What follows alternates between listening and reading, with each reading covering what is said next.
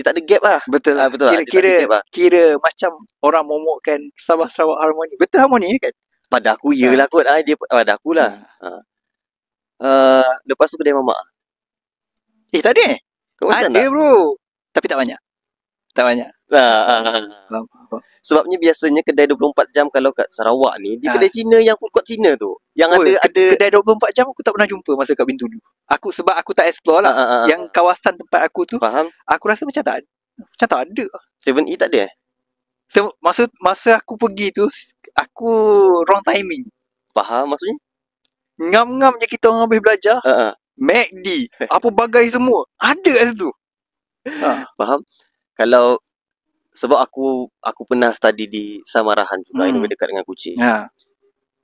Jadi aku ada rasa lah yang 7E and everything kan. Tapi kalau kat tempat aku di Limbang tu 7E tak ada. Tak ada kedai 24 jam. McD tak ada. Faham? Pizza Hut tak ada. Okay. Family Mart jangan cakap lah Family Mart baru. Sekejap lah. Itu memang tak ada. Okay. Jadi aku rasa tu some kind of, pada aku culture shock jugalah. Pasal banyak kat sini.